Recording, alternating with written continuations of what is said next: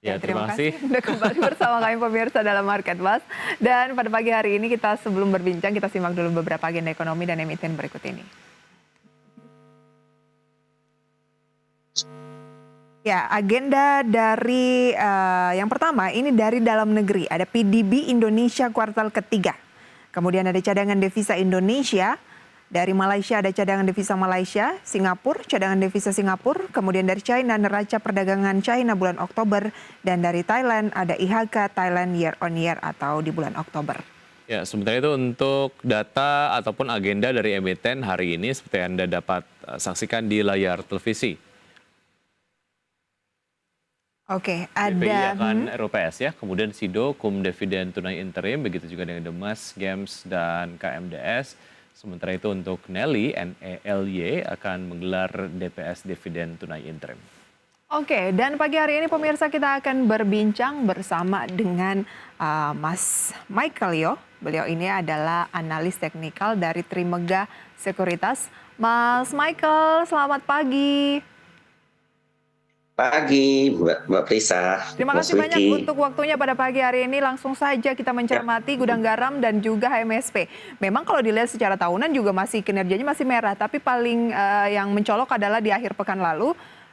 Rata-rata turun 2,6 sampai 3,6 untuk Gudang Garam dan juga HMSP satu hari saja. Pasti ini juga ada kaitannya kan dengan sentimen negatif pemerintah yang akan menaikkan lagi cukai rokok 2023 dan 2024 rata-rata 10%. Bagaimana Anda selaku analis menanggapi hal tersebut?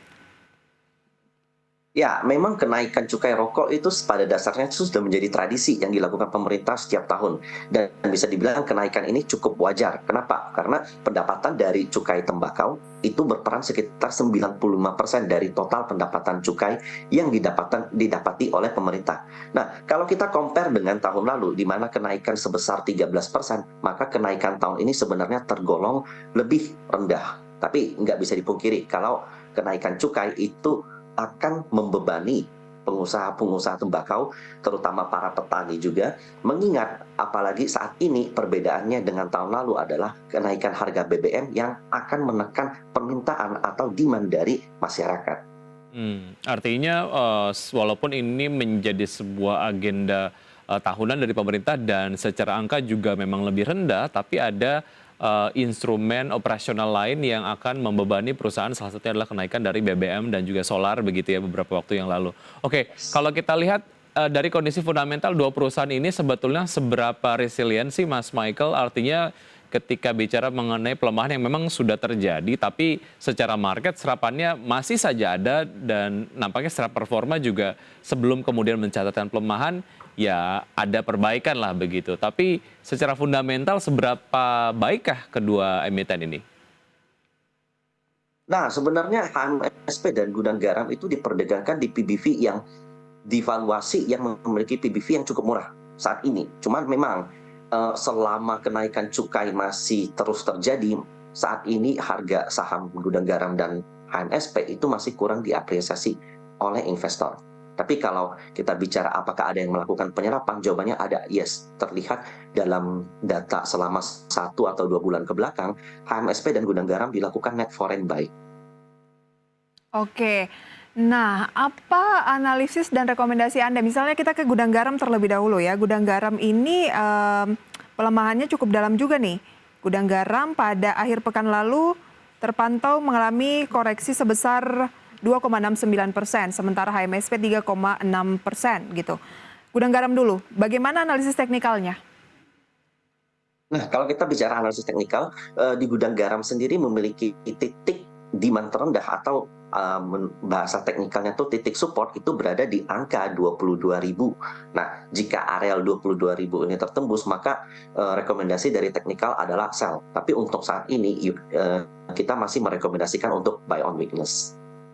Oke, masih buy on weakness ya. Apa yang membuat Anda merekomendasikan ini beli di harga bawah, Wiki ya? Melihat kan kayaknya fundamental ini aja kebijakannya baru rilis, belum diterapkan di tahun 2023. Mungkin akan terpukul lagi, tapi Anda sarankan untuk beli di harga bawah.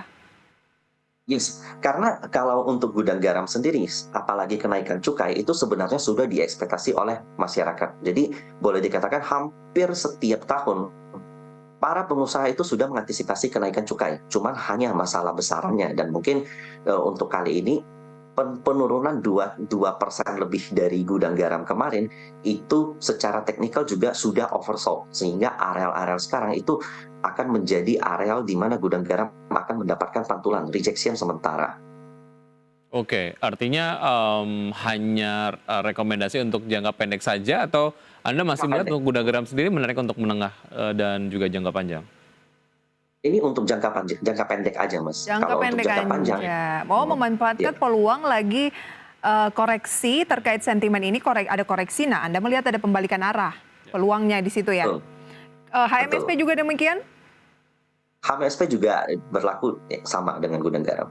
Ada peluang-peluang pembalikan arah memang ke level berapa? Misalnya HMSP 940 turunnya satu minggu 6,457%. Tapi kalau berbicara mengenai year to date atau tahunan, itu masih lebih oke sebenarnya dibanding gudang garam. Hanya turun 2,59% saja. Dan kalau bicara satu bulan masih positif 5%. Tapi gudang garam tadi dalam year to date atau tahun berjalan itu turunnya sudah 25%. Mana sih yang, kan misalnya kita mau pilih satu aja nih, yang paling oke yang mana?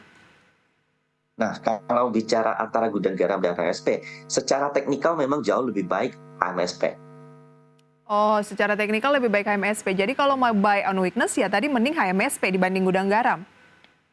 Yes, di rentang 920 hingga 880. Oke, tapi Anda tidak sarankan untuk jangka menengah panjang. Kenapa? Apakah memang ya fundamental dari industri rokok ini kurang oke, sentimen negatifnya cukup banyak? Ya, karena kedua perusahaan ini mereka tuh memiliki produk unggulan. Yang pertama, produk unggulan mereka itu berfokus kepada sigaret kretek tangan, SKM dan SPM yang kenaikan pajaknya itu berkisar antara 10 sampai 13%. Sementara untuk kenaikan cukai dari SKT, sigaret kretek tangan, itu hanya berkisar 3%. Dan antara gudang garam dan HMSP itu memiliki produk unggulan atau produk second linernya yang mengarah kepada middle class atau low class. Nah, dan itu kenaikan cukainya itu hanya sekitar 3%. Jadi untuk HMSP pergerakannya jauh lebih diapresiasi daripada masyarakat. Baik, itu tadi dianalisis untuk saham-saham berbasis rokok begitu yang spesifik dibahas adalah GGRM dan juga HMSP. Kita tinggalkan saham-saham berbasis rokok, kita menuju ke beberapa emiten yang akan menggelar IPO esok begitu ya. Dan ini rencananya akan ada 6 emiten yang akan menggelar IPO besok. Mas Michael, mana yang Anda lirik cukup menarik, termasuk juga beli-beli ini ya. Analisanya seperti apa? Nah, yang ada 2 atau 3 emiten yang saat ini berada dalam pantauan saya. Yang pertama itu adalah KLTR. Jadi KLTR ini emiten yang bergerak di bidang fiber optik. Jadi dia menjadi salah satu orang penting, yang paling orang penting yang ada di dalam KLTR itu adalah Pak Galumbang Menak. Karena beliau ini terkenal memiliki stakes di Mora atau Moratel, ya, alias dengan bisnisnya yang sama. Jadi ke depan menghadapi interest rate yang tinggi, menghadapi uncertainty global yang tinggi, bisnis telekomunikasi itu termasuk salah satu bisnis yang defensif. Baik. Oke, KETR ini Ketros dan Trias Mitra ya? Betul. Benar, Oke. Mas Michael? Yes, betul. Lebih ke sektor apa sih emiten ini? Dia bergerak di bidang sektor telekomunikasi, yaitu pengadaan menara, kemudian yang nanti ke depannya akan berfokus pada pengembangan fiber optik. Jadi sejalan dengan salah satu blueprint pemerintah yaitu pengembangan 5G. Oh, ini kan masih dalam tahap penawaran begitu ya, berarti layak untuk kita screening? Yes, menurut saya layak. Dan yang kedua itu tadi Mas Wiki ada bilang yaitu soal Beli-beli. Dan itu di opini saya juga kali ini kita bisa mendapatkan apresiasi dari masyarakat. Oke. Seberapa menarik sebetulnya analisa dari Anda dari segi fundamental sendiri untuk beli-beli dan juga dibandingkan dengan pergerakan sektoral teknologi sendiri yang memang secara tren akumulatif begitu banyak dilanda koreksi. Yes, betul sekali. Jadi kalau untuk kita bicara saham teknologi saat ini memang sedang tertekan karena kenaikan interest rate yang dilakukan oleh The Fed. Cuman menariknya beli itu adalah dia berbeda dengan perusahaan teknologi yang lain dengan startup-startup lain yang sudah melakukan IPO.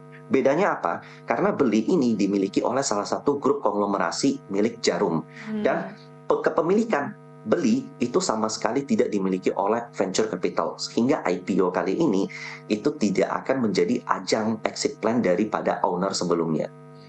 Oh, jadi inilah yang membuat Blibli ini menarik dibandingkan dengan emiten teknologi sejenis yang sudah ada di bursa. Ya, betul. Dan ada satu lagi. Sebenarnya Beli ketika melakukan IPO itu bukan hanya e-commerce Blibli, tapi dia meng-IPO-kan 3 perusahaan yang di bawah naungan Beli. Salah satunya itu adalah Tiket.com. Dan kita tahu saat ini Menteri Pariwisata kita yaitu Pak Sandiaga Uno sedang gencar melakukan sebuah strategi untuk melakukan reopening ekonomi di mana mengajak banyak turis untuk datang ke Indonesia dan salah satunya Tiket.com itu merupakan maybe bisa saya katakan salah satu proksi dari perusahaan yang bergerak di bidang pariwisata yang bisa kita beli di IHSG dan itu akan ada di Beli. Omnichannel-nya Blibli gitu ya. Baik. Nah, yang belum sempat masuk di masa penawaran belum kebagian ketika besok IPO, ya proyeksinya mungkin naik ya Mas Michael ya karena tingginya apresiasi dari masyarakat untuk Blibli misalnya. Boleh langsung ikutan atau bagaimana? Jadi Beli sendiri saya menilai tidak akan langsung mentok arah ya karena bagaimanapun ini merupakan suatu perusahaan teknologi. Jadi akan jauh lebih baik kalau kita mengkoleksi Beli ketika dia sedang berada dalam masa sideways dan itu mungkin akan kelihatan dalam waktu 1 minggu setelah IPO.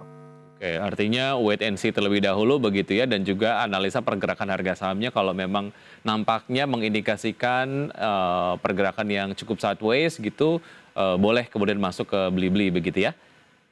Yes, betul. Oke.